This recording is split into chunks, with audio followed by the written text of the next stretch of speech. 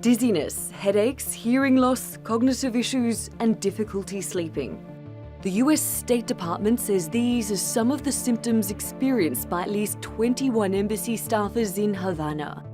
And they developed them after a series of attacks of an unknown nature. What started as a diplomatic mystery has now turned into a diplomatic crisis. The American embassy in Havana has cut staff, stopped issuing visas to Cubans, and US citizens have been warned against travelling to the island. The US government has also expelled 15 Cuban diplomats from Washington, D.C. over what it says is Havana's failure to protect diplomats on Cuban soil. Cuba says it has no involvement in the alleged attacks and has been fully cooperating with investigations. And the government has labelled America's response unjustified. By these politically motivated and thoughtless actions, the U.S. government is responsible for the current and possibly future deterioration of bilateral relations. Those relations were only fully restored in 2015, thawing out 50 years of Cold War rhetoric which had divided the countries. That rapprochement with Havana was lauded as a key foreign policy achievement of Barack Obama during his time in office. But those closer ties and the benefits that were expected to flow from them have been curtailed since Donald Trump entered the White House. Here's President Trump in June. I am canceling the last administration's completely one-sided deal with Cuba. A message he repeated last week.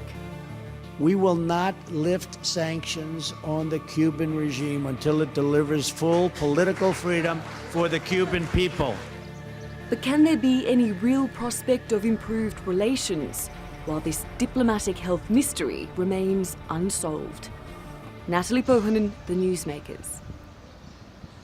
Well, to debate this, I'm joined now from Washington, D.C. by John Suarez. He's the coordinator of the Free Cuba Foundation. And in London, we have Robert Miller. He's the director of the Cuba Solidarity Campaign Organization. Gentlemen, I thank you very much for joining us. John Suarez, let me begin with you. The first vice president in Cuba, who will probably succeed Castro, said these events in the region prove that, quote, imperialism can never be trusted, not even a tiny bit, never. I'm guessing you don't trust him. Tell me why. Well, one, I don't trust him because his regime is engaged in imperialism in the region. There are thousands of Cuban troops in Venezuela installing a totalitarian regime there with Nicolas Maduro, subverting democracy as the Venezuelan people suffer more and more. I think also with regards to the crisis with the diplomats, a lot of people tend to forget that the Cuban government has a history of treating diplomats poorly, not only American, but Canadian. In the case of the Americans, there was a case of diplomat Robin Myers in 1996 that they were throwing cars at and trying to harm her because she was meeting with dissidents. There have been other cases where diplomats have found their mouthwash replaced with urine, pets murdered, threatening phone calls. So when the foreign minister says that Cuba has never engaged in this behavior that goes counter to the Vienna Convention of guaranteeing the protection of diplomats in their home territory, that's simply not true based on the historical record. Secondly, the Cuban government has a duty, whether or not they are actually involved in what's taking place, to protect those diplomats. Failing to do that, and some of these diplomats, in addition to the hearing loss, are having memory loss, there's some slight brain damage, the Americans prudentially pulled out their people, 60%. The 15 Cubans that were pulled out of the U.S. was to maintain equity or reciprocity. I don't think the administration actually came out punishing them for this, but saying, listen, we had to remove X number of American diplomats, so we're going to have you draw down X number of Cuban diplomats and maintain parity. Okay, Robert Miller, let's for the moment accept that these acoustic attacks are a real thing, whoever might be doing them. These diplomats are getting sick, something's happening. Don't you think Cuba should maybe try to figure out what's going on or own up if it is behind it rather than denying it? Well, my understanding is very clear that the Cuban government has done everything possible to investigate these so-called sonic attacks. In fact, there's been 3 or 4 visits by FBI officers to Havana to investigate with their highest level of scientific investigations. And to date, as John rightly pointed out, there has been no evidence of these attacks having taken place. And in fact, if there was evidence, I'm sure the American government would have shown that evidence to the world. In fact, what you've got is a return to the negative trajectory of anti-Cuban accusations and aggression, which has been the modus operandi, really, of US foreign policy towards the island for over 50 years. And it's a continuation of the blockade policies, the aggressive policies against an island which is really just standing up on its own 2 feet. It's a sovereign country, and it's trying to do the best in a very difficult world. Really, these accusations have been forwarded by some very hardline Cuban Americans led by Senator Marco Rubio, who has made it very, very clear that he wants to return back to the old Cold War rhetoric and Cold War style relationship between the United States and Cuba. And quite frankly, in 2017, we should be moving forward, not backwards at this time. So, John Suarez, negative trajectory, as Robert Miller puts it. Is the Trump administration trashing all the goodwill that was created and massaged and finessed under Barack Obama in 2015? Sure, Cuba's not perfect, but it was going in a certain direction. Has all of it been reversed now, John? Well, I think that we need to, first off, I'd want to say that Mr. Miller said there was no evidence. There are evidence of attacks. The question is there evidence of involvement of the Cuban government? The Trump administration saying that has not been established, but that there has been harm done to these diplomats, whether it be sonic or something else. That's something that's not being debated. And it wasn't Marco Rubio who came out with that. It was frustrated diplomats that leaked it to CBS News, and they were being critical of the Trump administration for keeping quiet about it. The attacks began in November of 2016. There was no response by the Obama administration when they were engaging with Cuba. They were having bilateral meetings in December. They were having meetings in January where they lifted the medical parole program for doctors that are treated as slaves in third countries. Now those doctors are having to sue in places like Brazil to try to regain their freedom when before they could come to the US. That's one of the legacies of the Obama administration. But furthermore, the Trump administration began responding privately to the Cuban government in February, requesting explanations with what was going on with the diplomats quietly. It was not until August, when CBS News was going to break the story, some of these diplomats over social media were complaining about what was happening to them, that the administration was forced to respond. Right. And then you had Marco Rubio and other people saying this was unacceptable. Okay. But I'd also want to touch on one other issue. Hold on one moment, very quickly. On January 2nd, when they were having the review of military troops in Havana with Raul Castro in the stands, the military was chanting how they were going to shoot Barack Obama repeatedly in the head so many times they would create a lead hat. So this idea that there was some sort of positive détente between the two countries is belied by the rhetoric of the Cuban government. Well, hold on. So, John, are you saying that Obama was duped? I'm saying that Obama had an agenda to try to push for this détente with Cuba, despite the behavior of Cuba. During their negotiations, Cuba was caught smuggling tons of weapons trying to smuggle tons of weapons to North Korea. The freighter was intercepted in Panama. It revealed MiGs, ballistic missile technology, tons of weapons. That was in 2013 when negotiations were underway. Right. 2014, a Hellfire missile during NATO exercises was intercepted in Europe and wound up in Cuba. The Cubans refused to return it until the Wall Street Journal broke the story in February of 2016. As the President, John, of the United States of America, didn't he seize the moment because all the polls at the time in 2015 indicated that both sides, Americans and Cubans, wanted a better deal. They didn't want 50 years of blockade. They didn't want this anymore. Fine. Both countries maybe are imperfect. Maybe Cuba is more imperfect than the United States, but they wanted to move forward, right? All the polls indicated that. Wasn't Obama just seizing the moment? But also the premise, hold on. President Obama's premise, first of all, is false. It hasn't been 50 years of blockade. 1977, Jimmy Carter normalized relations. He opened intersections, which opened de facto embassies in Cuba and the United States, and he lifted the travel ban. What took place afterwards was an increase in hostility from Cuba with the increased resources, the export of revolution to places like Nicaragua, and that warming, that opening cooled off. And you also saw with the Mariel boat lift where Mr. Castro sprinkled criminal elements into this mass exodus that helped sink President Carter's re-election chances in 1980. And with Ronald Reagan, there was a rollback in those policies. We saw that again repeated in the 1990s with Bill Clinton, where they opened up trade. There's been trade between Cuba and the United States since 2000, approximately $5 billion worth of trade. Paradoxically, the trade dried up during the Obama years when he was pushing for normalization. Okay, so Robert, every time the US extended the olive branch, it was the Cubans who preferred isolation, who preferred blockade. I'm afraid that's ridiculous. The blockade has been in place for almost 60 years without fail. There have been some lightnings of some of the elements of the blockade. What blockade, sir? Explain to me the blockade. Some changes.